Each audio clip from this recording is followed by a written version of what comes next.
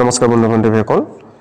আপোনালোকলৈ আজি মক টেষ্টৰ পাৰ্ট 3 ভিডিঅ লৈ আহিছো যত গণিত ইংৰাজী আৰু সাধাৰণ জ্ঞানৰ সমাহাৰ আছে ইয়াতে টোটাল 25 কোৱেশ্চনছ আছে আগন্তুক অসম পুলিচৰ যে এক্সামিনেচন আছে তাৰ প্ৰতি লক্ষ্য ৰাখি আৰু অসম পুলিচত এনেকুৱা ধৰণৰ কোৱেশ্চনছ আহে আপোনালোকে কমেন্টত জনাই আছে যে ইমান ইজি নাহে তেনেকুৱা নহয় এনেকুৱা ধৰণৰ কোৱেশ্চনছ কনষ্টেবলত কটা হয় অসম পুলিচৰ তো আপোনালোকে কিমান মাৰ্ক পালে 25ৰ ভিতৰত নিশ্চয়কৈ জনাব আপোনালোকে যে প্ৰথম প্ৰশ্নটো লাইছো যে শংকৰদেৱে ৰচনা কৰা প্ৰথম অংকীয়া নাটখনৰ নাম সুধিছে তো ইয়াৰে শুদ্ধ উত্তৰটি হ'ব অপচন এ সিংহযাত্ৰা দ্বিতীয়টো প্ৰশ্ন যে গীতি কবি নামেৰে কোন গৰাকী ব্যক্তিক জনা যায় অৰ্থাৎ গীতি কবি নামেৰে আমি কোন গৰাকী ব্যক্তিক জানো ইয়াৰে শুদ্ধ উত্তৰটি হ'ব অপচন এ পাৰ্বতী প্ৰসাদ বৰুৱা তৃতীয়টো প্ৰশ্ন যে অসমে কোনখন ৰাজ্যৰ সৈতে দীৰ্ঘতম সীমাৰ ভাগ বতৰা কৰে অৰ্থাৎ যেটো বাউন্ডাৰী আছে দীৰ্ঘতম বাউন্ডাৰী কোনখন ৰাজ্যৰ সৈতে কৰে ইয়াৰ শুদ্ধ উত্তৰটো হ'ব অপচন এ মেঘালয় চতুৰ্থটো প্ৰশ্ন যে পানীদিহিং পক্ষী অভয়াৰণ্য কোনখন জিলাত অৱস্থিত অৰ্থাৎ অভয়াৰণ্যৰ নাম আৰু কোনখন জিলাত অৱস্থিত হেতু অলপ চাই যাব ইয়াৰ কাৰেক্ট আনসাৰ হ'ব অপচন সি শিৱসাগৰ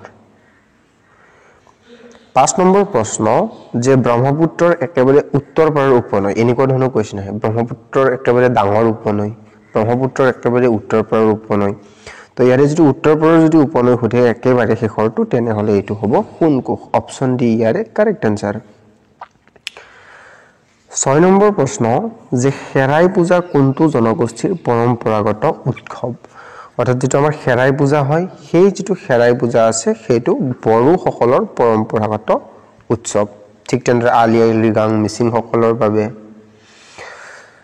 7 নম্বৰ প্ৰশ্ন যে কুৰুক্ষেত্ৰৰ যুদ্ধত ভগদত্তই কোনটো পক্ষৰ বিৰুদ্ধে যুদ্ধ কৰিছিল চাই লও বিৰুদ্ধে সুধিছে অৰ্থাৎ অপজিশন পাৰ্টি অৰ্থাৎ কোনটো পক্ষৰ বিৰুদ্ধে কৰিছিল হেতু হ'ব অপচন বি পাণ্ডৱ আৰু কাৰ হৈ যুদ্ধ কৰিছিল কৌৰৱৰ হৈ যুদ্ধ কৰিছিল 8 নম্বৰ প্ৰশ্ন যে পাল বংশৰ অন্তিম শাসকজনৰ নাম সুধিছে তো ইয়াৰে শুদ্ধ উত্তৰটি হ'ব অপচন এ জয়পাল পাল বংশৰ অন্তিম অথবা শেষৰজন ৰজা 9 নম্বৰ প্ৰশ্ন যে ব্ৰিটেইনৰ ৰাজধানী সুধিছে তো ব্ৰিটেইনৰ ৰাজধানী কি হ'ব ইয়াৰে কাৰেক্ট আনসাৰ হ'ব অপচন সি লণ্ডন 10 নম্বৰ প্ৰশ্ন যে গাজৰত কোনটো ভিটামিন প্ৰচুৰ পৰিমাণে পোৱা যায় অৰ্থাৎ গাজৰত তো গাজৰত আমি জানো যে ভিটামিন এ ৰ মাত্ৰা প্ৰচুৰ পৰিমাণে পোৱা যায় গাজৰত আৰু ভিটামিন এ ৰ অভাৱত আমাৰ কি ৰোগ হয় হেতু হল কুকুৰি কণা নেক্সট 11 নম্বৰ প্ৰশ্ন যে স্বাধীন অসমৰ প্ৰথম গৰাকী ৰাজ্যপালৰ নাম সুধিছে তো ইয়াৰে কাৰেক্ট আনসাৰ হ'ব অপচন বি ছাৰ আকবৰ হায়দ্ৰী এই প্ৰশ্নটোৰ উত্তৰ দিওতে এটো আপোনালোকে সাৱধান হ'ব যে স্বাধীন অসমৰ সুধিছে এটা হল প্ৰি ইন্ডিপেন্ডেন্স কোন আছিল আপোনালোকে কমেন্ট বক্সত জনাব অৰ্থাৎ স্বাধীন নহওতে যেটো প্ৰথম আছিল কোন আছিল নিশ্চয় কমেন্ট বক্সত জনাব 12 নম্বৰ প্ৰশ্ন যে প্ৰথম অসমীয়া বোলছবি জয়মতী আমাৰ যেটো জয়মতী বোলছবি আছে কিমান চনত মুক্তি লাভ কৰিছিল ইয়াৰ কাৰেক্ট আনসাৰ হ'ব অপচন বি 1935 চনত প্ৰথম অসমীয়া বোলছবিখনৰ নামও আহে প্ৰথম অসমীয়া ৰঙীন ছবিখনৰ নাম আহে প্ৰথম অসমীয়া ৰঙীন ছবি যদি আমি চাবলৈ যাও কি হ'ব এখন হ'ব ভাইটি 13 নম্বৰ প্ৰশ্ন যে ইয়াণ্ডাবু সন্ধি কোন চনত স্বাক্ষৰিত হৈছিল এটো কাৰেক্ট আনসাৰ হ'ব অপচন এ 1826 চনত 14 নম্বৰ প্ৰশ্ন যে গড় দিৱস অৰ্থাৎ ওয়াৰ্ল্ড ৰাইনোসেৰাছ ডে কোন তাৰিখে পালন কৰা হয় ওয়াৰ্ল্ড ৰাইনো ডে এৰ কাৰেক্ট আনসাৰ হবে অপশন সি 22 সেপ্টেম্বৰ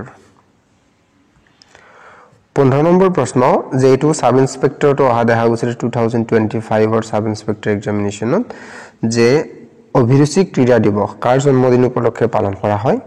ইয়াৰ কাৰেক্ট আনসাৰ হ'ব অপশন ডি ভোগেশ্বৰ বৰুৱা অৰ্থাৎ ভোগেশ্বৰ বৰুৱাৰ জন্মদিন উপলক্ষে অভিৰুচি ক্ৰীড়া দিৱস পালন কৰা হয় নেক্সট গ্ৰামাৰলৈকে আহিছো পাঁচটা গ্ৰামাৰ লৈ আহিছো যে এ গ্ৰুপ অফ মানকিজ ইজ কল্ড অৰ্থাৎ এ গ্ৰুপ অফ মানকিজক আমি কি বুলি কওঁ অপচন এ ইয়াৰে কাৰেক্ট আনসাৰ ট্ৰুপ ইংৰাজীৰ কিছুমান এনেকুৱা বস্তু আছে যিবিলাক আমি মেমৰাইজ কৰিব লাগে মনত ৰাখিব লাগে তাত কোনো ধৰণৰ আমাৰ সূত্ৰ পোৱা নাযায় বা ৰুল পোৱা নাযায় নেক্সট সিনোনিম অফ অকুপেশন তো অকুপেশনৰ সিনোনিম হৈছে অৰ্থাৎ সমাৰ্থক হৈছে তো ইয়াৰে কাৰেক্ট আনসাৰ হ'ব অপচন ডি জব আমি জবটো প্ৰায় সমাৰ্থক বুলি ক'ব পাৰো যেটো হেতু এটা অকুপেশন হয় জানে নেক্সট 18 নম্বৰ কোৱেশ্চন যে প্লুৰেল হৈছে ওয়াইফ তো ওয়াইফৰ প্লুৰেল কৰোতে ভুল নকৰিব যে আমি শিকিছিলো যে এস লগাই দিলে প্লুৰেল হৈ যায় তো ইয়াতে রুল অলপ বেলেগ হয় যদি হেখত এফ ই থাকে তেনহলে এফ ই টু কি হয় ভি ই লৈ কনভার্ট হৈ যায় আৰু তাৰ লগত এস যোগ হয়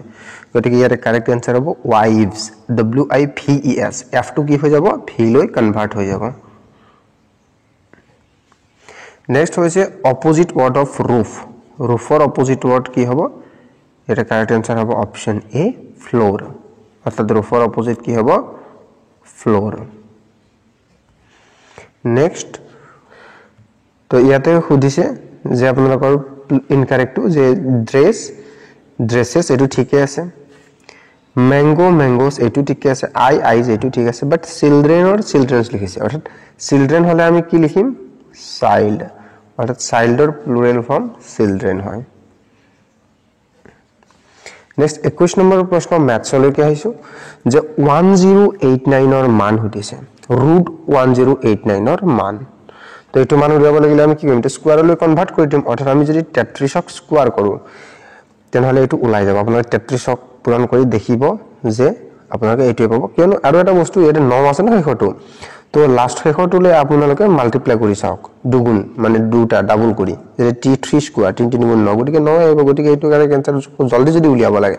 কাৰণ 1 স্কয়াৰত 1 আহিব হেখত 2 স্কয়াৰত হেখত 4 আহিব 4 স্কয়াৰত হেখত 16 অথবা 6 আহিব তো গটিকে আমি 3 স্কয়াৰত কি আহিব 9 আহিব ইয়াতে কি আছে 1089 গটিকে এইটো কারেক্ট আনসার অপশন সি সময়ও বাছি গল আপোনালোকৰ আনসাৰও হৈ গল নেক্সট 22 1 কিলোগ্ৰামত কিমান গ্ৰাম থাকে